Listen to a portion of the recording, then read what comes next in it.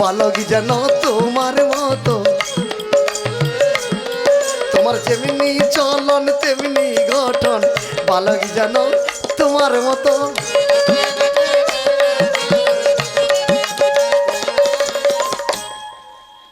বাল্মীকির তপবনের বালক আমার মতো?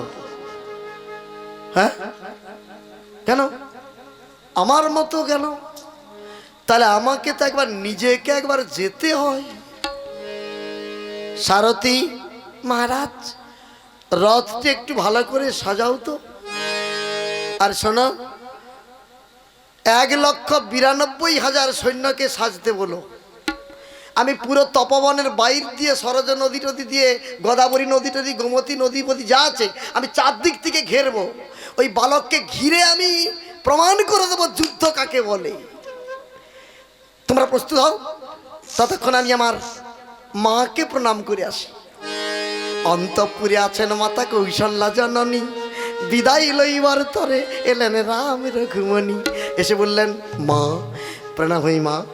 বাবা রাম, এত হাতি ঘোড়া সৈন্য সামন্ত রথ নিয়ে কোথায় যাবি রে? কোথায় যাবো?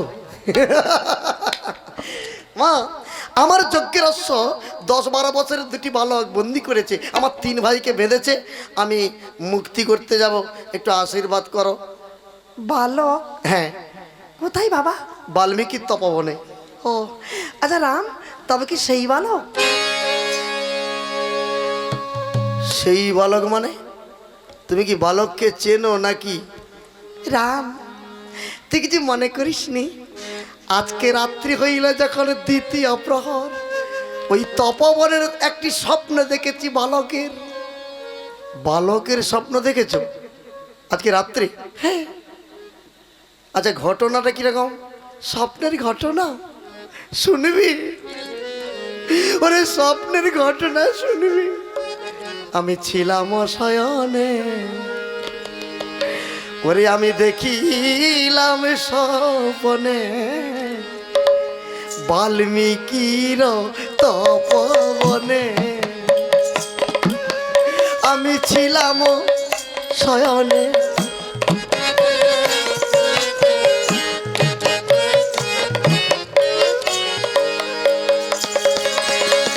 সীতা মা তোর বামে বসে আছে সুন্দর ঠামে,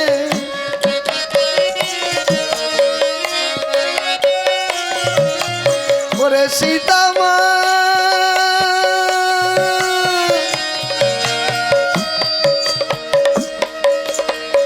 সীতা মা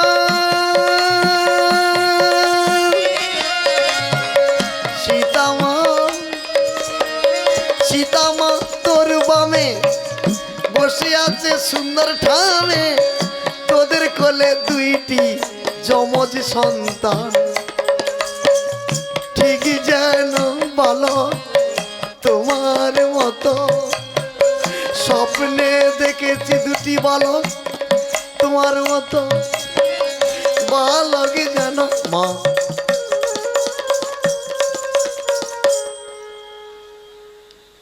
তুমি স্বপ্ন দেখেছো সীতা আমার বামে বসে আছে 2টো বালককে কোলে নিয়ে? হ্যাঁ বাবা। তার মানে তুমি কি বলতে চাও? তুমি কি বলতে চাও ওই বনবাসিনী সীতার সন্তান ওই বালক? তুমি কি বলতে চাও সীতা বেঁচে আছে? মা,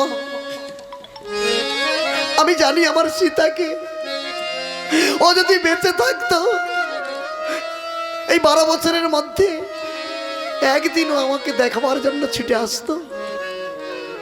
ওকে যখন বনবাসে দিয়েছিলাম 5 মাস গর্ভবতী ছিল মা।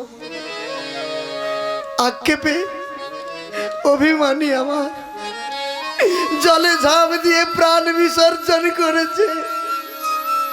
সীতা মারা গেছে মা, সীতার গর্ভের সন্তান মারা গেছে। সীতায় আমার নাই, সীতায় আমার নাই, সীতার না। সীতার কথা মনে না জাগিয়ে শুধু একটিবার আশীর্বাদ করো মা, ওই বালকের সঙ্গে যুদ্ধ করে আমি যেন জয় হতে পারি। ঠিক আছে যাও, কিন্তু রাম মায়ের একটি কথা মনে রাখ। কি মা? রণক্ষেত্রে গিয়ে রাম আমার নাম স্মরণ নেবে, আমি তোর মা হয়ে তোকে আশীর্বাদ করি, আজকে বালকের জয় হবে রে। মা হয়ে তোকে আশীর্বাদ করি, আজ বালকের জয় হবে রে।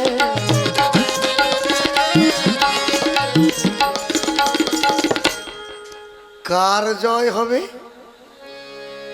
আমি বালকের সঙ্গে যুদ্ধ করতে যাচ্ছি, তুমি মা হয়ে বলছো বালকের জয়, এটা কি তোমার বিদায় দেওয়া হলো? বাবা রাম, বালকের জয় বলেছে ঠিকই বলেছি, তা বলে সে বালক নয়। সে বালক নয় না, তাহলে কোন বালক? যদি বলি তুই বালক, এখন তো বড় হয়ে গেছি, দুর্বোকা। সন্তান যদি বৃদ্ধ হয়ে যায়, তার বাবা মা যদি বেঁচে থাকে, প্রজাদের কাছে সন্তান বুড়ো, বাবা মার কাছে বুড়ো সন্তান বালক। তুই আমার কাছে বালক। বালক? হ্যাঁ, তুই আমার কাছে বালক নয়? তুই আমার পেটে ছিলিস না? তোকে আমি জন্ম দিইনি? হ্যাঁ, তাহলে আমার কাছে তুই বালক। হ্যাঁ, তাহলে বালকের জয় মানে তোর জয়। মা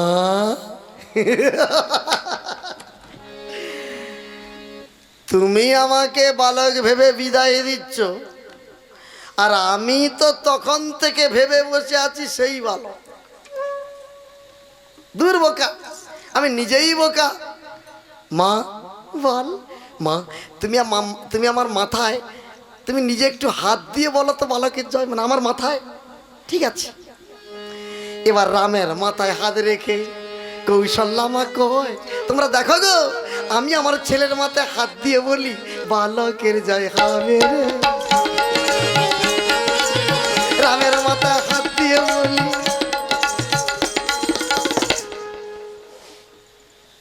আচ্ছা, যারা সুদে টাকা খাটান, ওই 3 টাকা 4 টাকা সুদে অনেকে টাকা খাটায়, আপনার দেশে আছে, আমার দেশে আছে।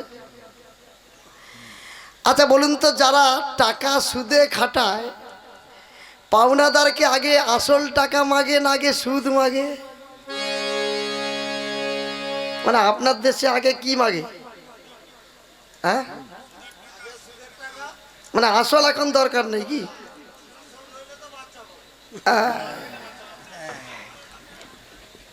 তার মানে সুদ। আচ্ছা, বুড়ো বুড়ির কাছে আসল কে সুদ কে?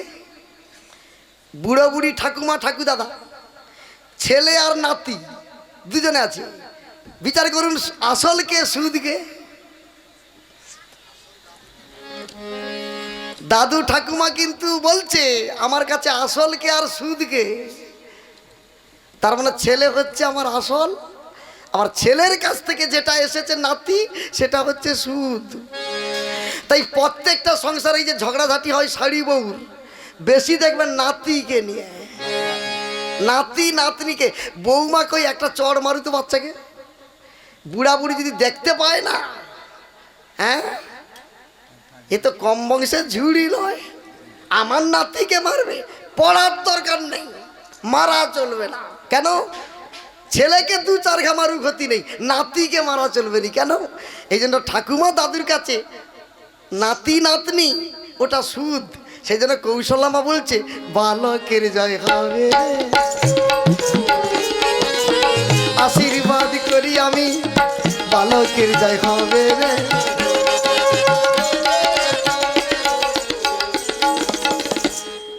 রথের উপরে বসে রাম রাজীব লোচন, ঘরঘর শব্দে রথ চলেছে বাল্মীকির তপবন। আর সৈন্যরা আনন্দে গাইছে, প্রেমানন্দ তারে গাইছে, রাম জানকী এস যুগলে।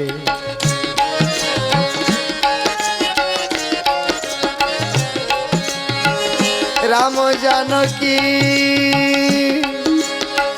রাম রাম জানকী, রাম জানকী এস যুগলে যুগলে।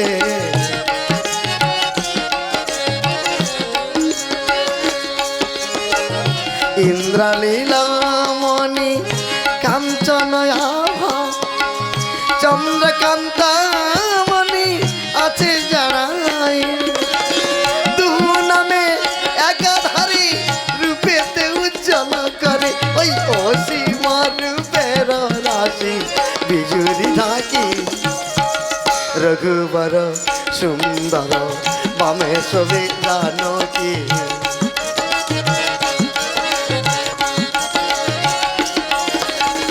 রঘুবর রঘুবর সুন্দর বামে সবে জানকী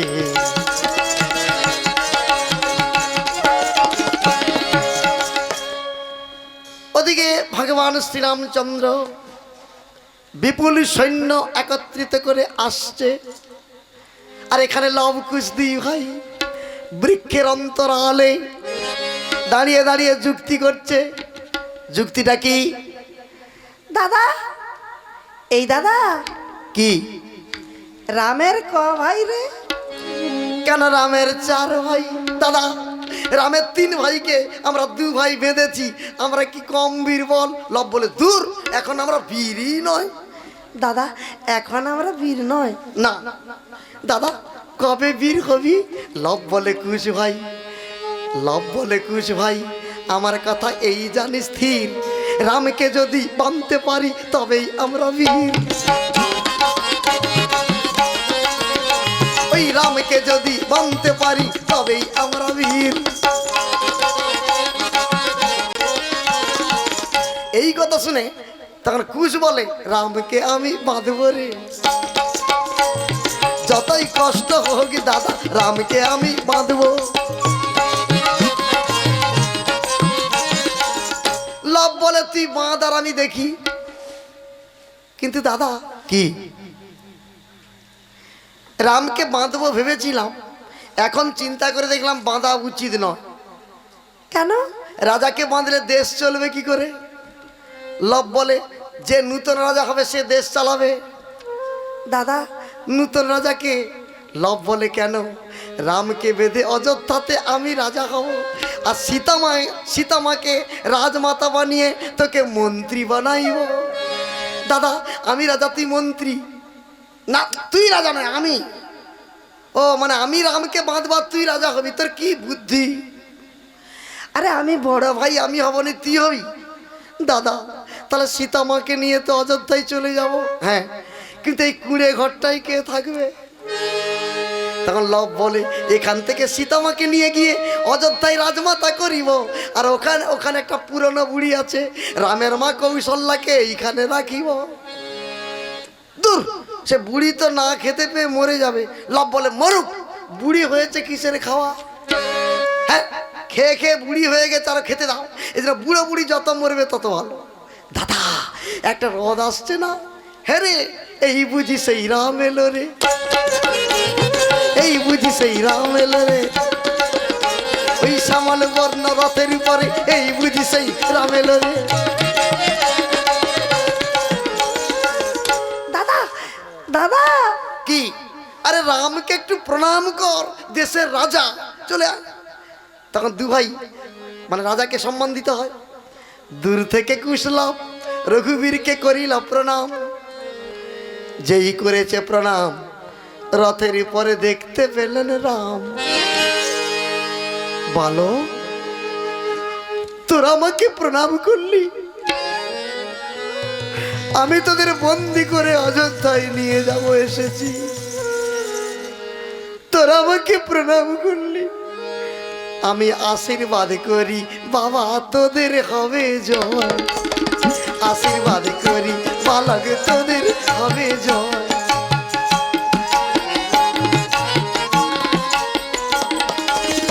এই কথা রামচন্দ্র বারে বারে কয়, আজকে তোদের হবে জয়।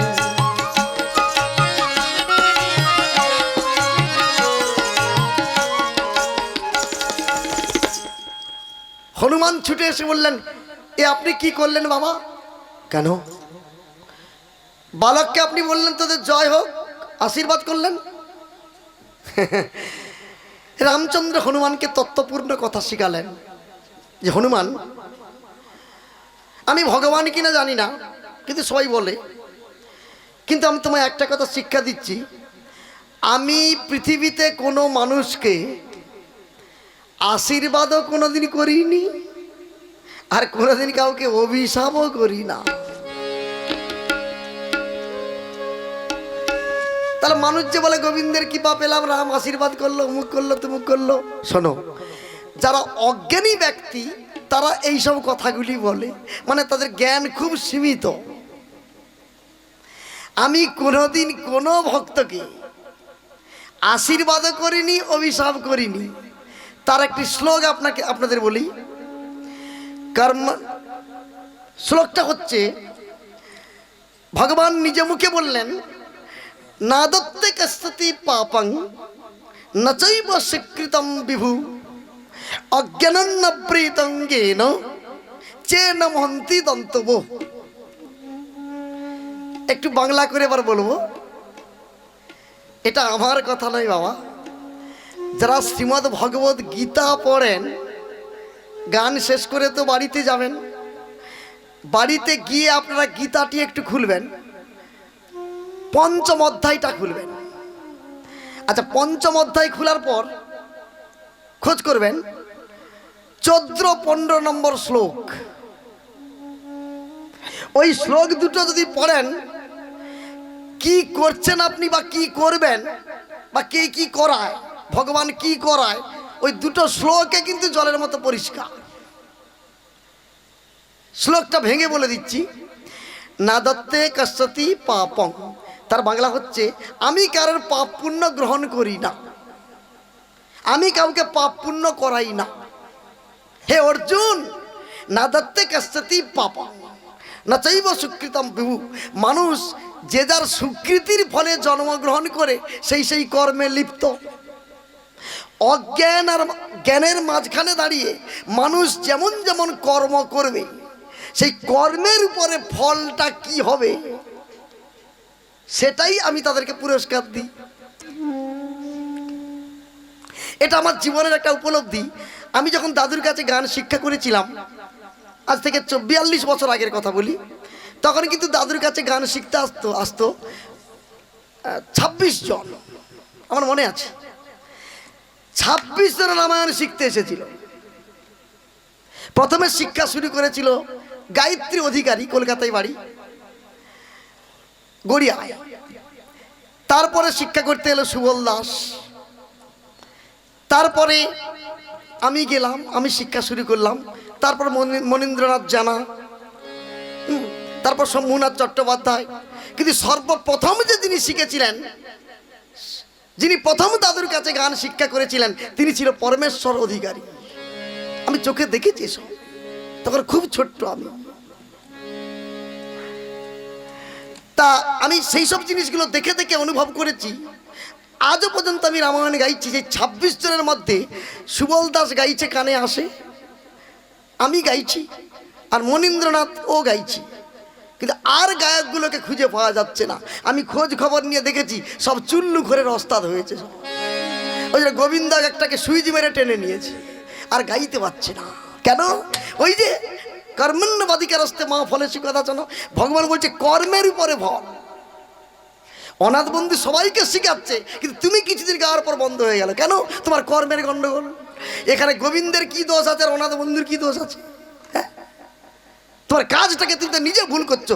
সেই জন্য এগুলো খুব তত্ত্বপূর্ণ কথা, বুঝলেন?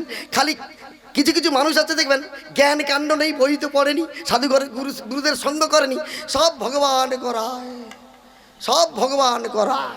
কিছু কিছু মানুষ আছে দেখবেন পাগল, মানে পাগলের অবস্থা, সব ভগবান করায়।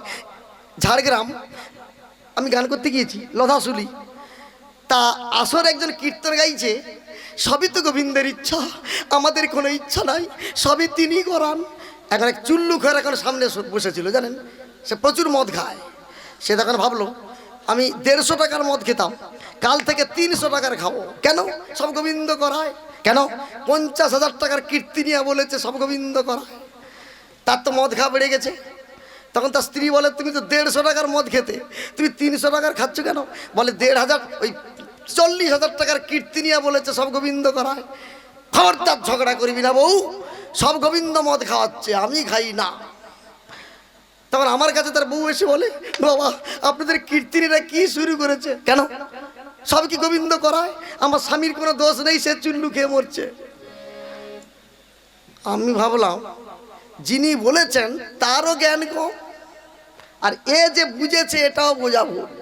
গোবিন্দ সব কিছু করায়, কিন্তু কি করায় না করায় এ সম্বন্ধে তার তো জ্ঞান নাই।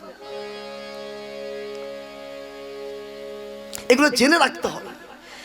ভগবান আমাদের শরীরে হাত পা কান চোখ মুখ সব দিয়ে চালিয়ে দিয়েছে।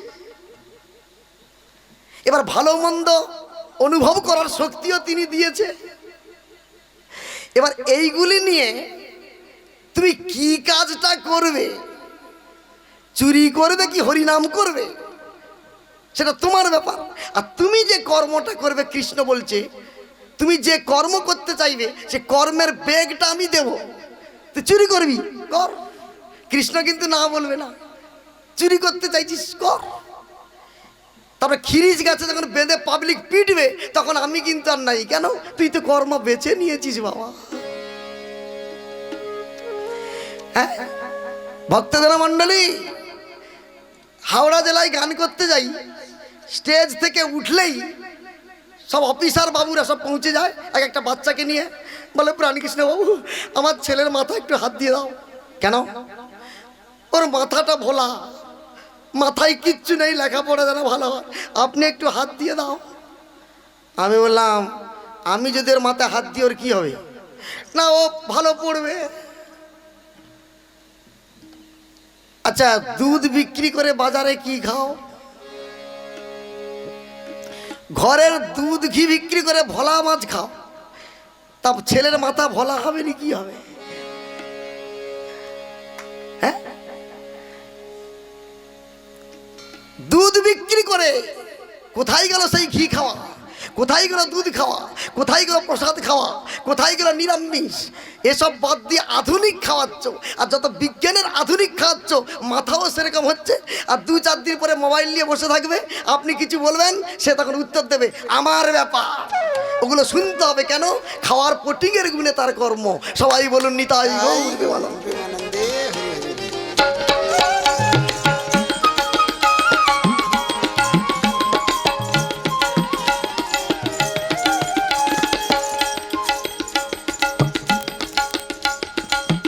তাই আজকে ভগবান শ্রীরামচন্দ্র বললেন আমি কাউকে আশীর্বাদ করিনি, অভিশাপ করিনি, যে যেমন কর্ম করবে তেমন ফল সে আপনা আপনি পেয়ে যাবে।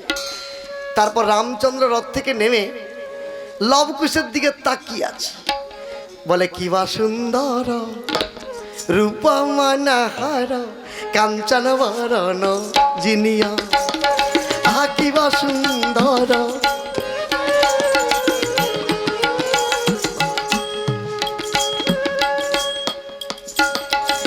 দেখিলে বদন জুড়ায় নয়ন, অপরূপ আজকে হেরিলা, অপরূপ আজকে হেরিলা।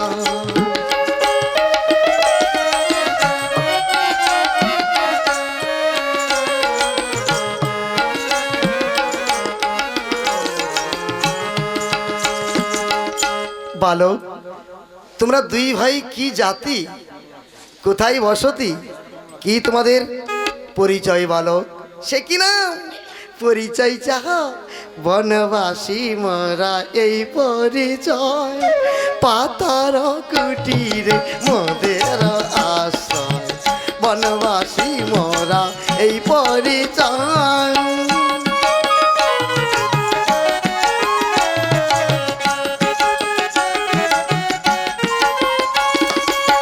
তুমি তো রাজা থি রাজা থি রাজা, মোরা কি জাতি বুঝে নাও? তুমি তো রাজা থি।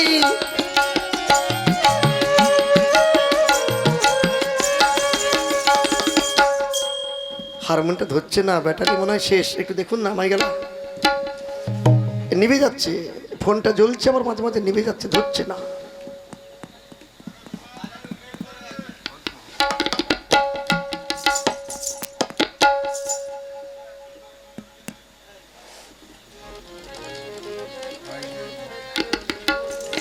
আচ্ছা হারমোনিয়ামটা ধরছে বাবা, আপনারা শুনছেন তো? বলুন, শোনা যাচ্ছে?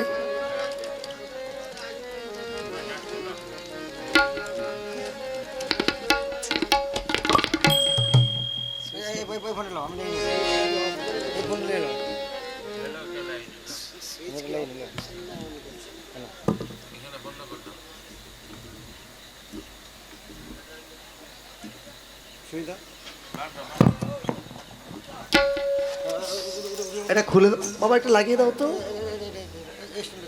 ওই স্ট্যান্ডটা।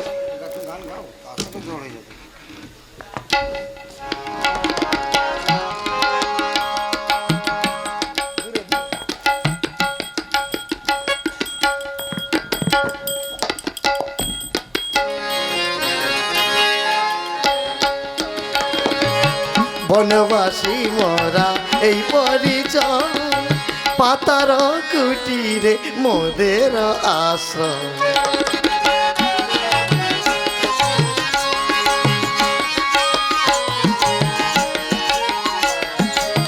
তুমি তো রাজাধি রাজাধি রাজা, মোরা কি জাতি বুঝে নাও। বনবাসী মরা এই পরিচয়,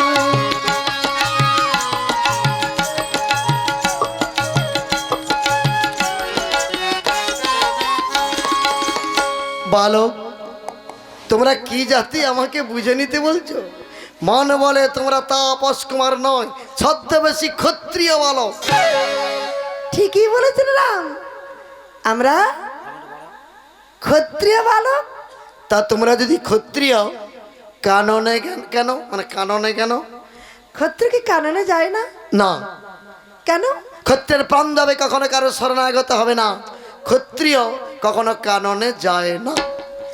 তাহলে আমাদের কথা ছেড়ে দাও, তোমার কথা একটু ভাবতে রাম। আমার কথা?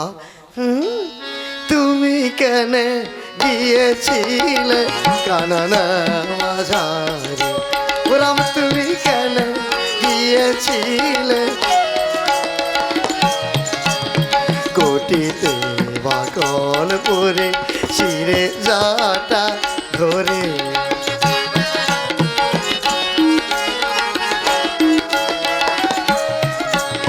ভোজনা করিতে ফল সজ্জা ছিলাম তল, ওই কুটির বাঁধিয়াছিলে গোদাবরীর তীরে।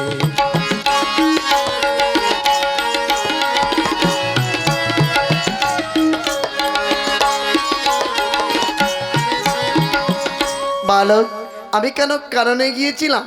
সে তো পিতৃ সত্য পালন করতে। আমার পিতা আমাকে বনে দিয়েছিল বলে তাই বনে ছিলাম। একই কথা রাম, তোমার পিতা যেমন তোমাকে বনে রেখেছিল, আমাদের নিষ্ঠুর পিতা আমাদের দুই ভাইকে বনে রেখেছে, তাই তো আছি বনে। কি বললি বালক, তোদের পিতা তোদের বনে রেখেছে? নির্মম নিষ্ঠুর দাহীন পাশা এমন পুত্রদের বনবাসে রেখেছে কোন অপরাধে? তার প্রাণ কি কাঁদে না? আচ্ছা বালক, তোমাদের মাও কি পাশানি, কি তার নাম? মায়ের নাম শুনবে?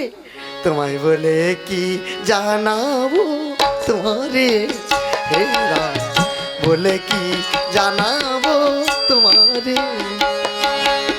মোদের জননী জগত মালিনী,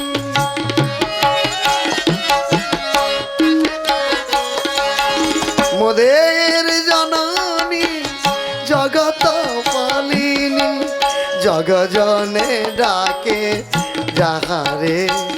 তোমায় বলে কি জানাবো তোমারে।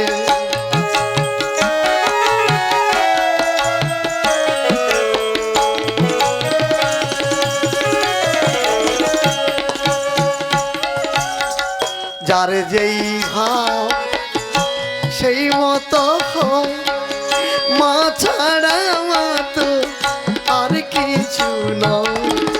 যার যেই ভাব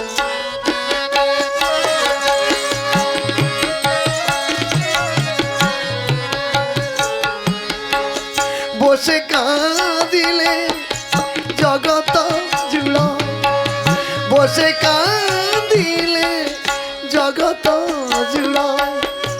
অনাথ বন্ধু কাঁদে গানের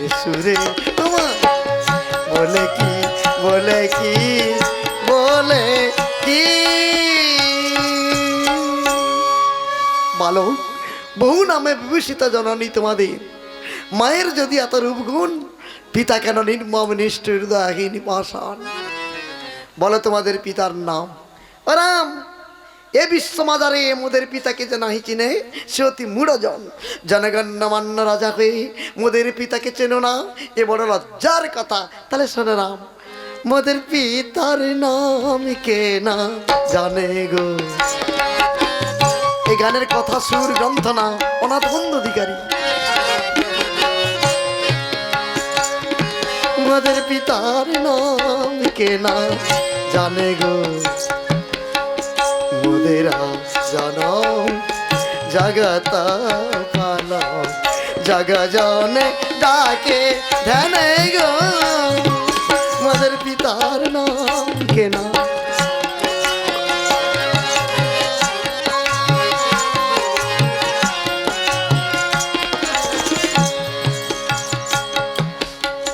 শ্যামল সুন্দর শান্ত সুধীর সর্বগুণবান সংগ্রামে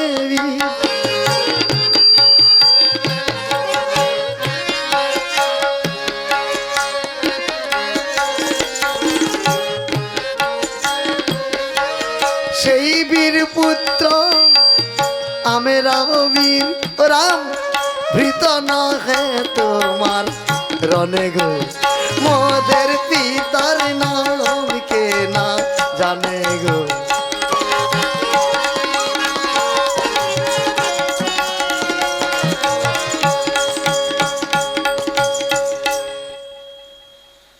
যতই তোমরা তোমাদের পিতার প্রশংসা করো আমি বলবো তোমাদের পিতা নির্মম নিষ্ঠুর দয়াহীন পাষাণ আচ্ছা মহারাজ আপনি আমাদের পিতাকে চিনলেন না জানলেন না দেখলেন না নির্মম নিষ্ঠুর বলে ফেললেন হ্যাঁ আচ্ছা আমাদের পিতা নির্মম নিষ্ঠুর দয়াহীন পাষাণ আর তোমার পিতা কি দয়াল ভালো সংযত হয়ে কথা বল আমার পিতাকে জানিস রাজাদিরাজ মহারাজ দশরথ আমার পিতা রাজার উপরে মহারাজ ও তা তোমার বাবা রাজা বলে রাম তুমি খুব দর্প করছো তোমার একলার বাবা রাজা রাম তোমার বাবা কি একলাই রাজা আমাদের বাবা কি রাজা নয় হ্যাঁ তোরা কি রাজার ছেলে তবে নয় তো কি তুমি কি একা রাজার ছেলে আচ্ছা নিশ্চয় আমার বাবার মতো এত বড় রাজা নয় তোদের বাবা না তোমার বাবার চাইতে আমাদের বাবা বড় রাজ্যের কথা বল যে রাজার এরিয়া বড় রাজ্য বড় সে বড় রাজা আমার বাবা অযোধ্যার রাজা তোদের বাবা কোথাকার রাজা তাহলে শোনে রাম তোমার পিতা রাজা অযোধ্যায়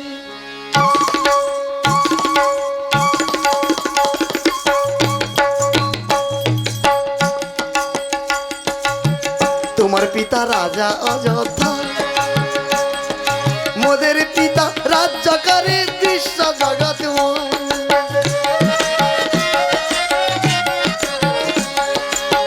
তোমার পিতা রাজা অযোধ্যায় মোদের পিতা রাজ্য করে বিশ্ব জগৎ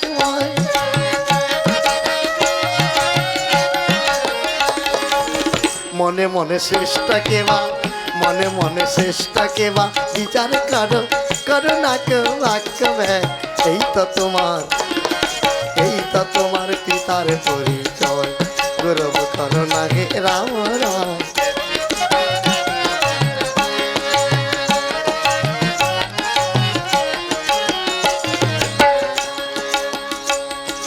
তোমার বাবার নাম ধরিলে লোকে করে পরিহাস মোদের বাবার নামে ধরিলে স্বর্গেতে হইব তোমার বাবার নাম শুনলে লোকে ঠাট্টা করে বলে কিনা বইয়ের কথায় কান্দরে উঠতে বসতো বালক করো যদি পিতৃ নিন্দা উপযুক্ত প্রতিফল।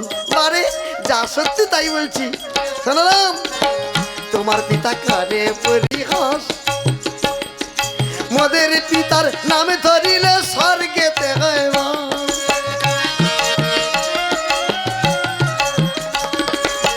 কৈলাসে শ্মশানে বসিয়া শিব মোদের পিতার গুণগান। এই তো তোমার পিতার পরিচয়, গর্ব করো না হে রাম রাম।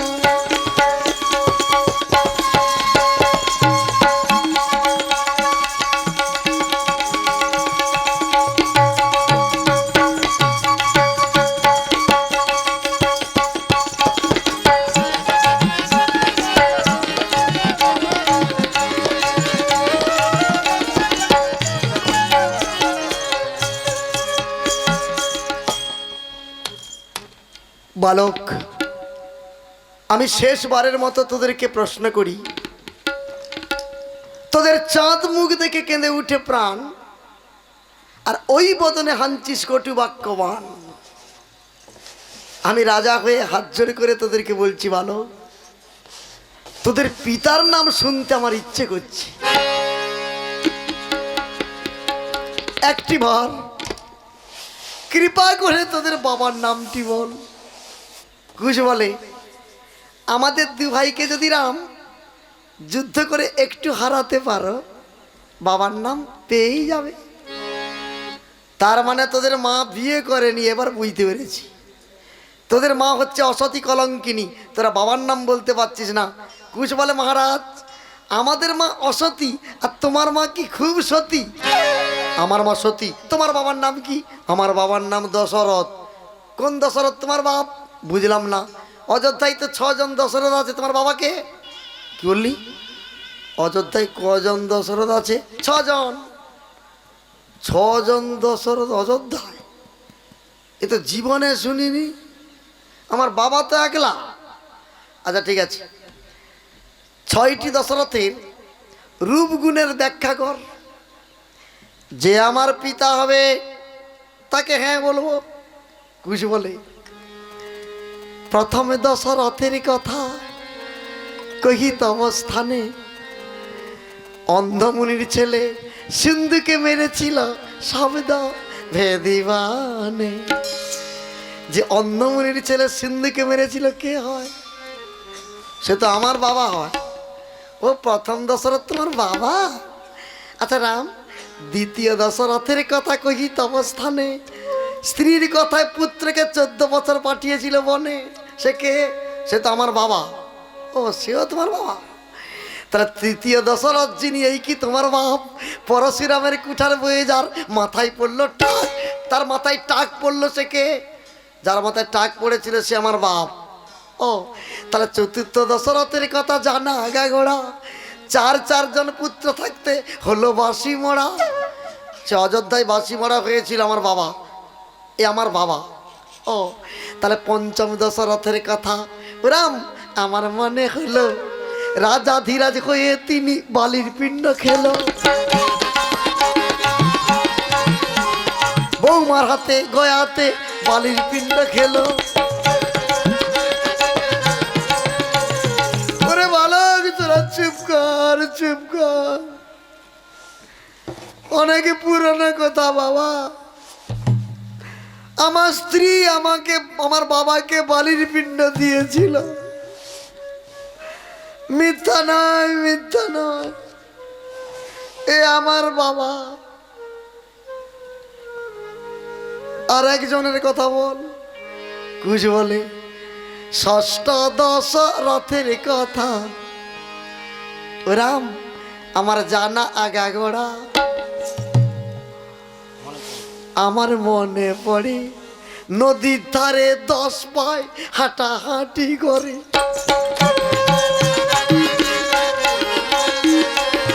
ওই নদীর ধারে 10 পায়,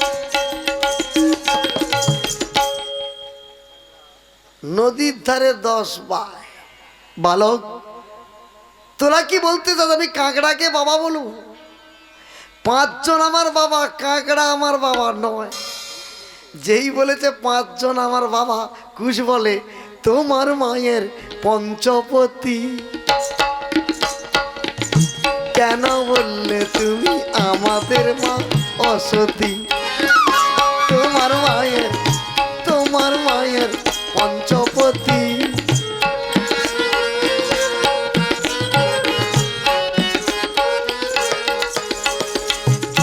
ছিছিরাম এখান থেকে যাও গো।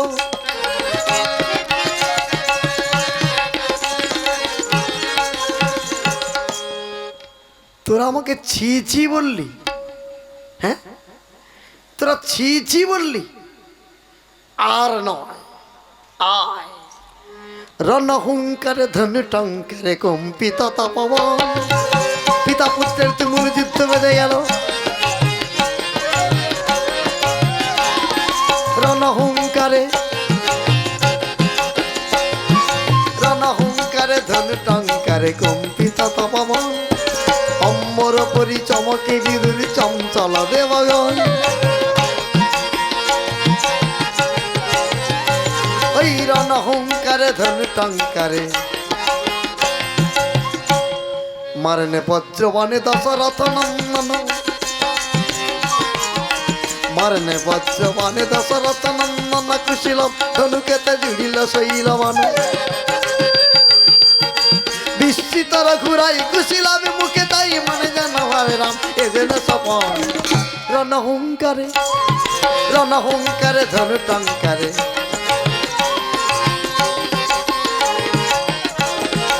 সাধু সাধু সাধু।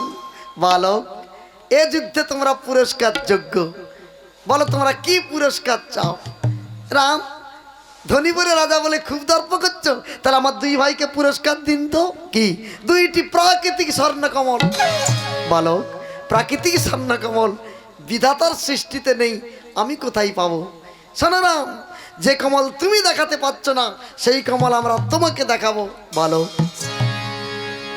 একটি কমল যদি দেখাতে পারিস, তোদের মা সতী আমি প্রশংসা করব।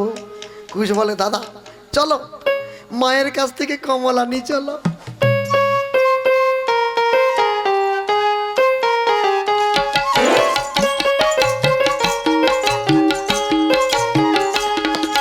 মানেখা রসে শ্যামলে ঘাসে ফেলিয়া চরা। মানেখা রসে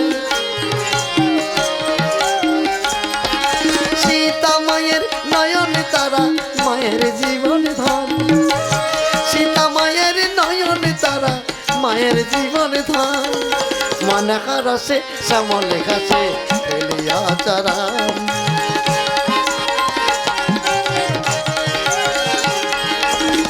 গমনেতে পাগল করা বদনেতে সুধা ছড়া। সীতা মায়ের নয়ন তারা মায়ের জীবন ধন।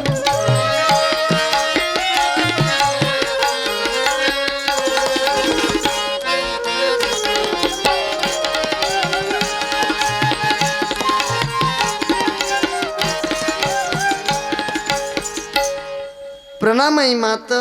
বাবা কুশলভ, মীমাংসা হয়ে গেল। কি মীমাংসা হবে মা? ওই রামচন্দ্র বলেছিল তোদের মা অসতী। বাবার নাম জিজ্ঞাসা করেছিল, বাবার নাম বলতে পারিনি বলে কি তোদের মা অসতী। তারপর আমরা দু ভাই টেক্কা দিয়ে কথা বলেছি আমাদের মা সতী। তারপর তিনি বললেন তোরা যদি সতী সন্তান হয়ে থাকস তাহলে দুটি প্রাকৃতিক স্বর্ণকমল দেখা। কথাও দিয়েছি, মান সম্মানের ব্যাপার, তাড়াতাড়ি দুটি কমল দাও। পাগল ছেলে, আমি দুমুঠো অন্ন দিতে পারিনি, আমি দুবেলা দুমুঠো অন্ন দিতে পারিনি, আমি কমল কোথায় পাবো? বাবা আমার কমল তো নেই বাবা। মা, কমল যদি তুমি না দাও আমরা কিন্তু খেলা করতে যাচ্ছি না, মনে রাখবে। হায়, সন্তানের কামনা পূরণে জননীগণ কি না কি করে। মাতা কমল দেবের স্বীকৃতি হলেন কেমন করে? লবকুশকে বাইরে রেখে মাতা কুটিরে দরজা বন্ধ করে ভেতরে কুটিরের ভেতরে আসন পাতিল আসনে পেতে আসনে বসে নারায়ণকে ডাকিতে লাগিল। নারায়ণ নারায়ণ বলে করে উচ্চারণ, সীতা থেকে লক্ষ্মী রূপে পরিণত হইলা তখন। মানে সীতা থেকে লক্ষ্মী রূপ ধারণ করে হেলে দুলে তালে তালে করে পদ উত্তোলন। মায়ের চরণে দুইটি প্রাকৃতিক স্বর্ণ কমল হইল সৃজন। বাকাল বসনা মূর্তির ধারণ করে মা তাদের কমল দিলেন। আর 12 বছর আগে ভগবান শ্রীরামচন্দ্র সীতামাকে ভালোবেসে একটা হার দিয়েছিল, সেই হারটি আজকে লবের গলায় দিয়ে কুশির পায়ে একটা নুপুর বেঁধে দিয়েছে। কুশ তখন পাকে আছড়ে বলে, মা লব দাদা মনে হয় তোমার পেটের ছেলে, তাই থেকে তুমি হার দিয়েছো, আর আমাকে মনে রাস্তায় কুড়িয়ে পেয়েছো তাই নুপুর দিয়েছো। দাদার মতো একটা হার যদি না দাও দাদার সঙ্গে যাব না। মা কানতে কানতে কি করলেন, বৃক্ষ থেকে একটি পত্র ছিন্ন করত। আপনা স্তনের দুগ্ধ মাতা কিঞ্চিত করিল দহন। কুশ বুকে একটা বিচিত্র হার করিল অঙ্কন। স্তন দুগ্ধ দিয়ে হার একটা এঁকে দিয়ে বলে, বাবা এবার যাও। কুশ বলে, মা দাদার হাতটা কেমন দুলছে, আমার তো দুলছে না, একটু দুলিয়ে দাও না মা। জয় রাম বলে মাতা হার পরাশিলে, সতী অঙ্গ স্পর্শ পে আকা হার দুলে। সতী অঙ্গ পরশ পে দোলে আকা হার।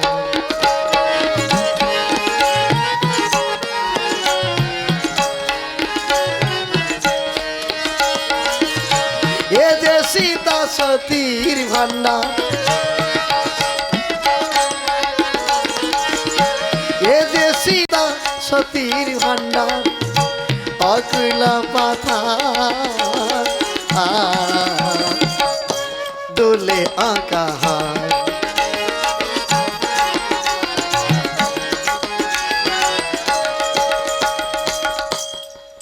এই যে নামের যে একটা ক্রিয়া, নামের যে একটা প্রতিভা, দিন 5-10 আগে আমি সত্যিকারে আপনাদের সম্মুখে বলছি, আমি প্রমাণ করে এসেছিলাম কুম্ভ মেলায়। এই যে সাই স্নানটা গেল 10 দিন আগে, আপনারা সবাই জানেন। যেদিন কয়েক হাজার মানুষের উপর দিয়ে মানুষগুলো চলে গিয়েছিল, ওই দিনটা কিন্তু আমি কুম্ভ মেলাতে ছিলাম। আমি একটা গাড়িতে গিয়েছিলাম বাসে, আর আমি 65 জন ভক্তকে নিয়ে গিয়েছিলাম। কারণ 144 বছর পরের কুম্ভ মেলা, হাজার হাজার রামায়ণ গান করে টাকা রোজগার করেছি, এই কুম্ভ মেলা ভাগ্যে জুটবে না তা কি হয়?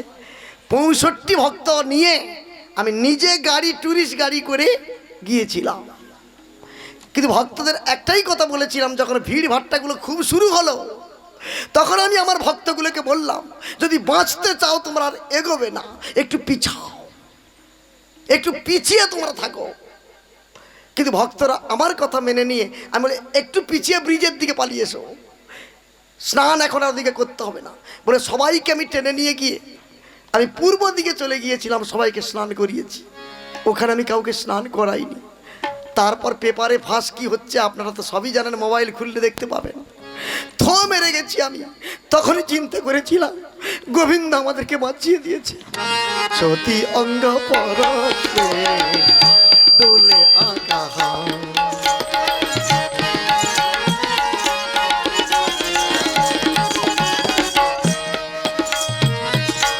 এ যে সীতা সতীর ভান্ডার, এ যে সীতা সতীর ভান্ডার, অকুল পাথা দোলে আঁকা হার।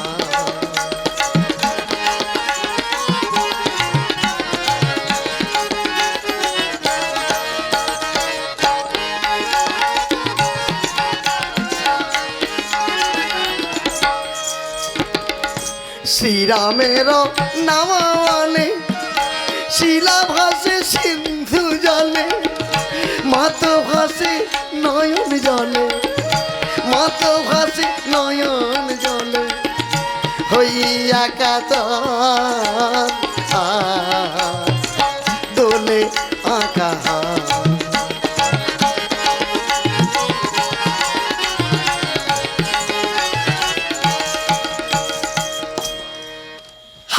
লেগেছে। তখন কুশ বলে, দাদা মামাকে একটা হার দিয়ে দুলিয়েছে দেখ। লব বলে, তো বিনা পয়সার হার, আঁকা হার, আমার মণিমুক্তা দেখ। কুশ বলে, দাদা মূল্য দিলে মণিমুক্তা কিনতে পাওয়া যায় রে, মূল্য দিলে মাতৃদুগ্ধ মিলে রে কোথায়।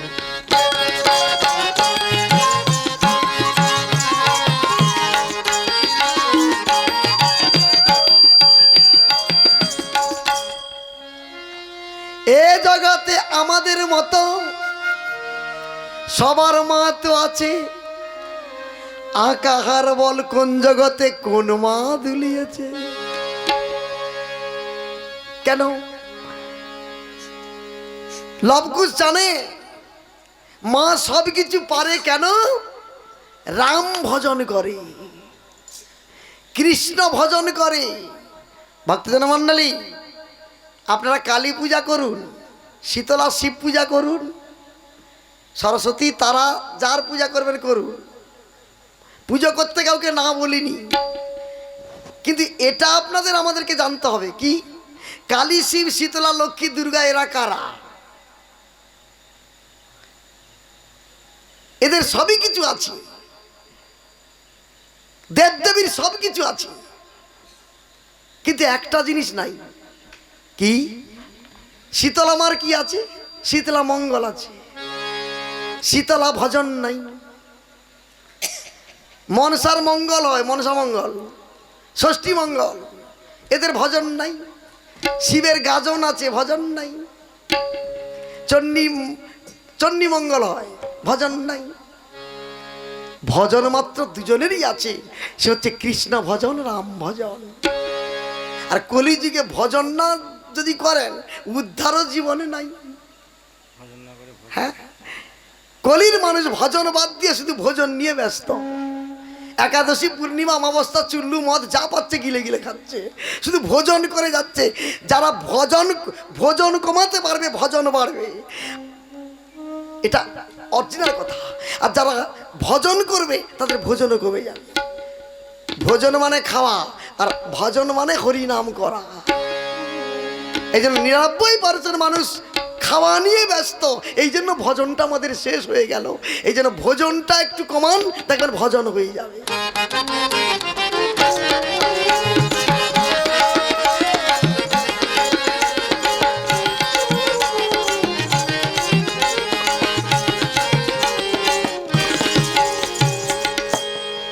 আজকে লব হেরে গিয়ে কুশির কাছে ক্ষমা চাইলেন যে তোর কাছে আমি হেরে গেলাম। এবার লব আবার মায়ের কাছে নুপুরে বায়না ধরলো।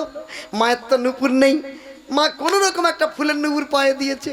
সে আবার চরণটাকে নাচিয়ে দেখাচ্ছে, নুপুর তো বাজছে না, কুশির মতো বাজছে না, রুনুঝুনু করে বাজছে না। জয়রাম বলে মাতা নুপুর পরশিলে, রুনুঝুনু করে নুপুর বাজিয়া উঠিল। সোজা কমল নিয়ে ছুটে চললেন রামের কাছে। রুনুঝুনু রুনুঝুনু ফুলের নুপুর বাজে, নাচে দুটি ভাই। রুনুঝুনু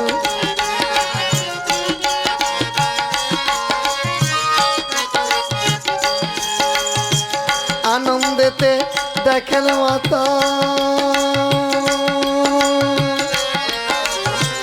আনন্দেতে দেখেন মাতা তাদের মুখে রমনা। রুনুঝুনু রুনুঝুনু ফুলের নুপুর বাজে, নাচে দুটি ভাই, নাচে দুটি ভাই। রুনুঝুনু রুনুঝুনু রুনুঝুনু।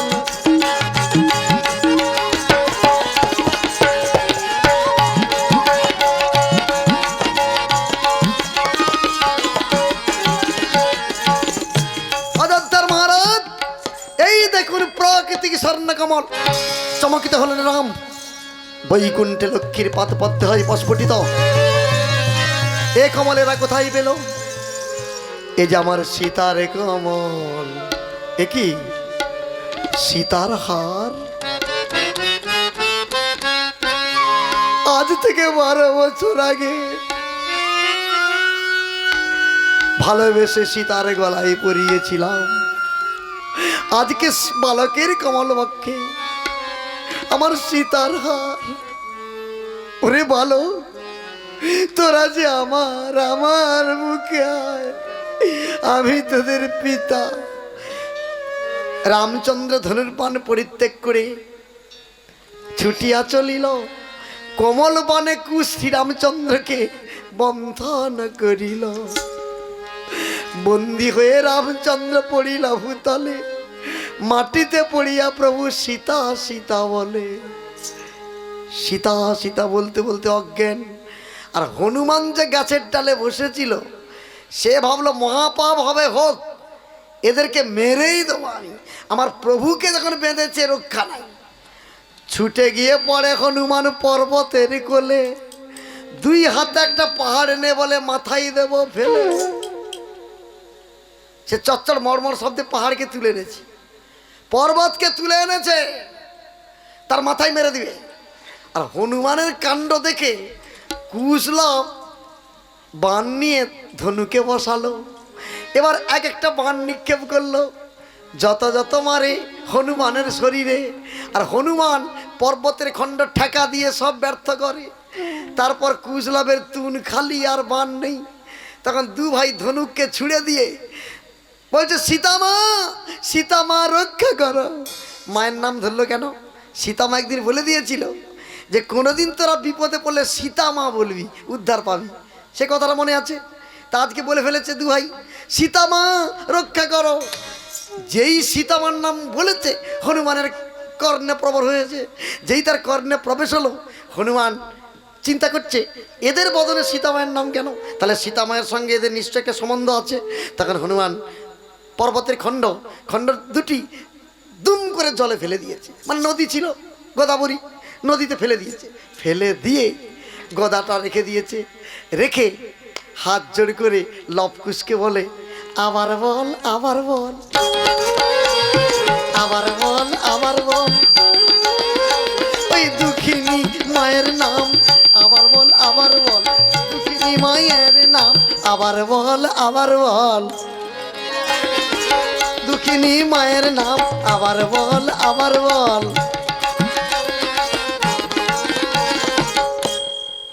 হনুমান খালি বলছে আবার বল আবার বল। তখন কুশ বলে, দাদা এ তো কেঁদে কেঁদে বলছে আবার বল। তখন কুশলভ আনন্দে বলছে, জয় জয় জয় জয় সীতামা, জয় জয় জয় জয় সীতামা, ওই জয় জয় জয় জয় সীতামা।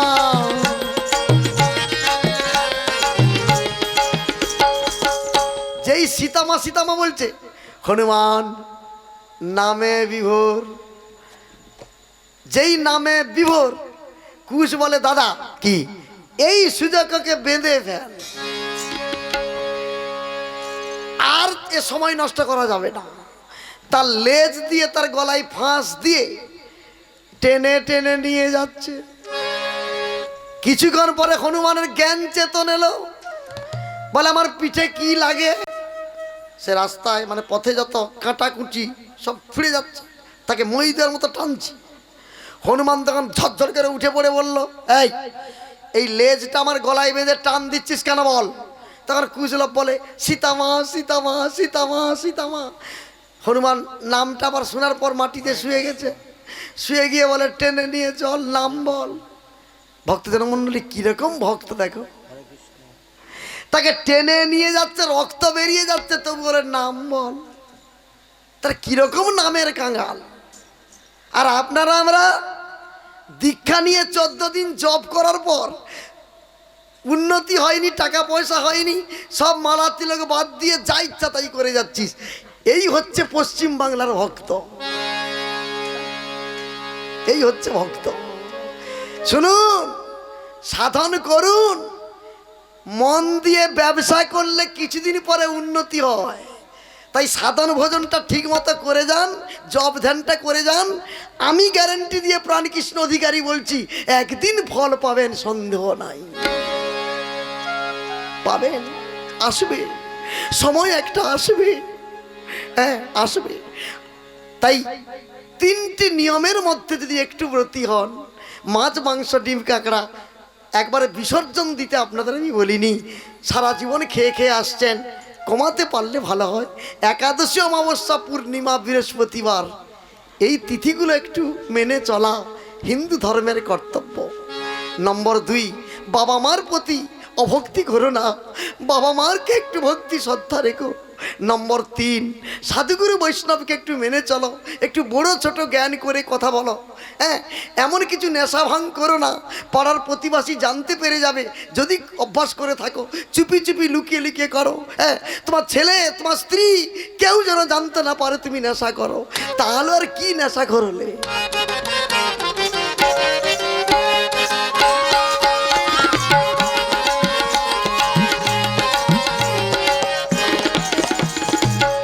তুমি মোরে কত ভালোবাসো ওগো, আমি তো বাসি না তোমারে। রাম, তুমি মোরে কত ভালোবাসো মোরে।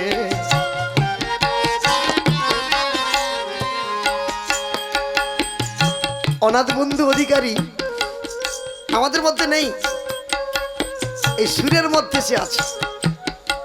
ভাষাগুলি একটু বুঝবেন।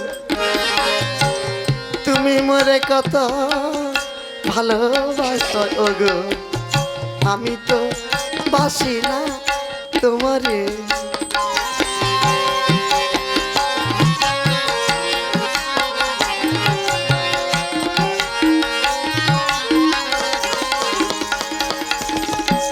আমি না ডাকিলে এসো এসো বলে, আমি না আমি না আমি না ডাকিলে এসো এসো বলি, তুমি তো ডাকিছ সাদরে।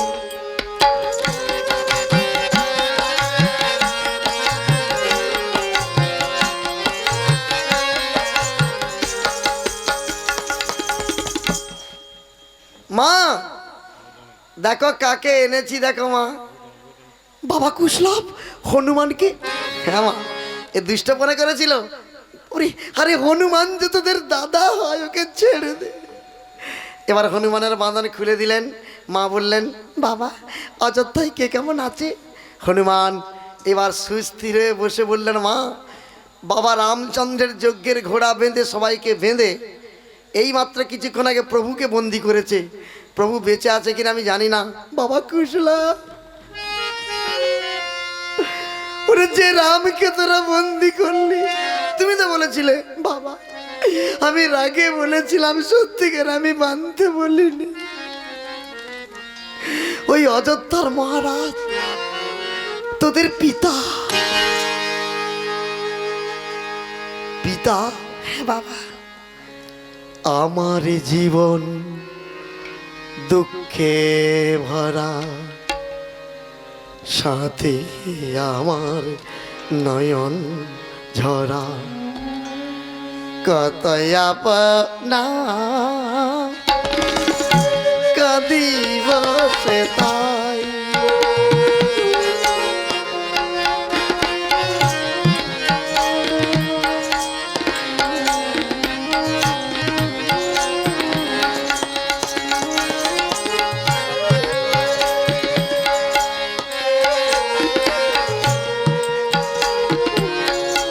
দুঃখ আমার, আমি যে তার কতই আপনা,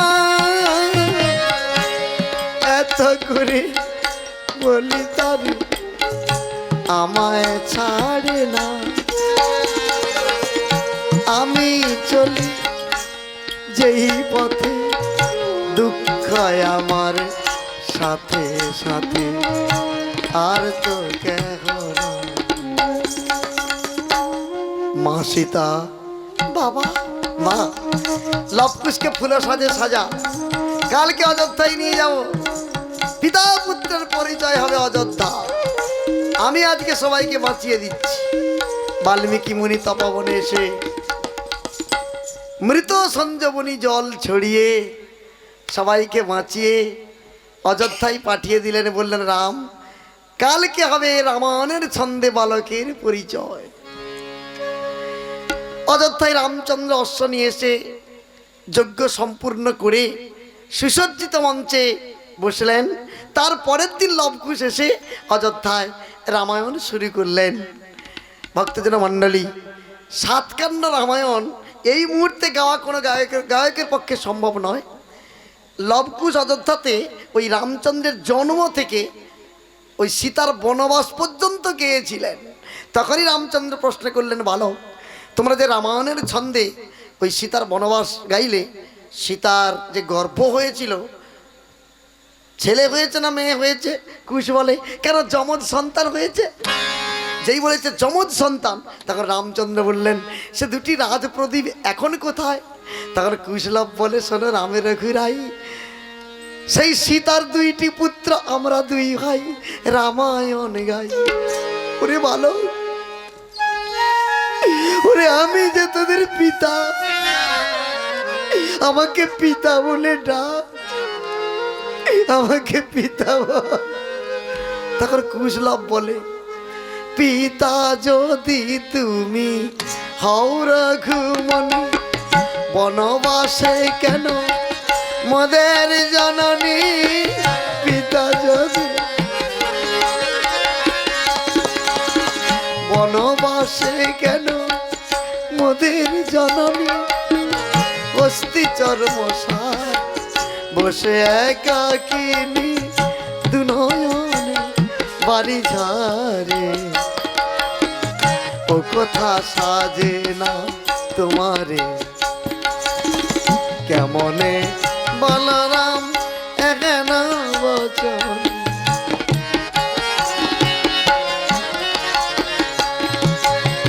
হাসিবে জগত সংসার।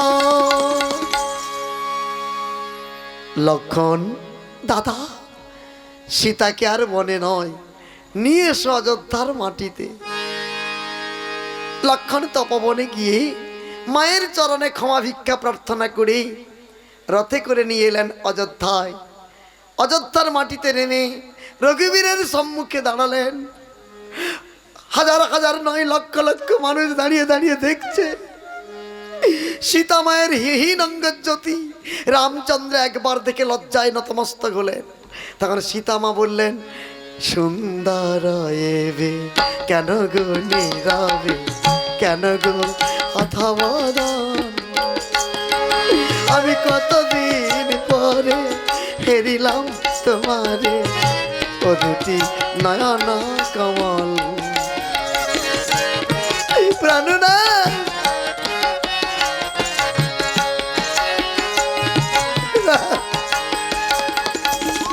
কি দোষ করেছি চরণে, ভাষা নাই কেন প্রভু তোমার বদনে? কি দোষ করেছি চরণে, ভাষা নাই কেন প্রভু তোমার বদনে? কেন ছল ছল তোমার নয়ন কমল, ও দুটি নয়ন কমলে। সুন্দর রে কেন গো নীরবে, কেন গো অধবদন?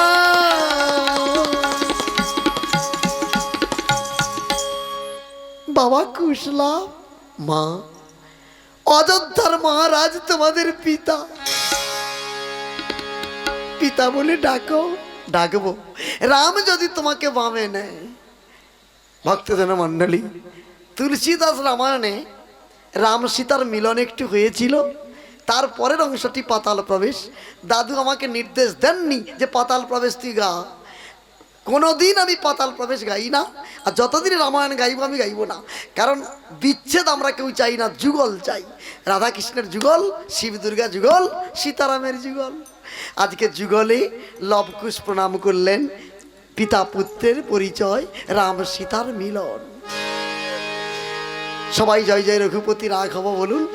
আর যে কোনো একজন ভাগ্যবান কেউ থাকলে রামায়ণ গানে উত্তরপ্রদেশের নিয়ম, একজনকে হলেও শেষে দক্ষিণা একটু দিতে হয়। যদি কারোর থাকে একটুখানি দিয়ে যান। জয় জয় রঘুপতি রাঘব রাজা রাম পতিত পাবন সীতারাম। জয় জয় রঘুপতি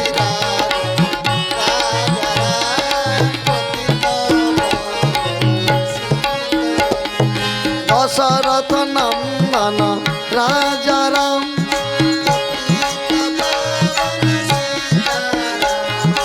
মঙ্গল পরশন রাজা রাম। জয় জয় রঘুপতি রাঘব রাজা রাম। পিতা পুত্রের মিলন রামায়ণ অমৃতের খণ্ড। এইখানে বাল্মীকি মুনি রেখেছেন ছন্দ।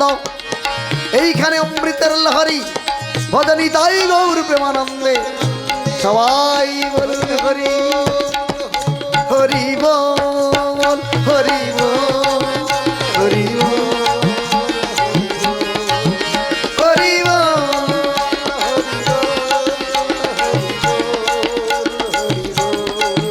জয় জয় সীতারাম জয় জয় সীতারাম হরি বল হরি বল।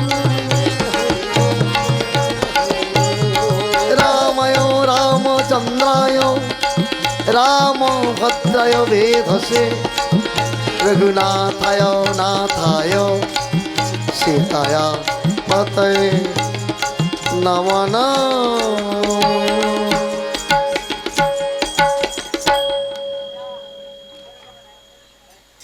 জয় সীতারাম।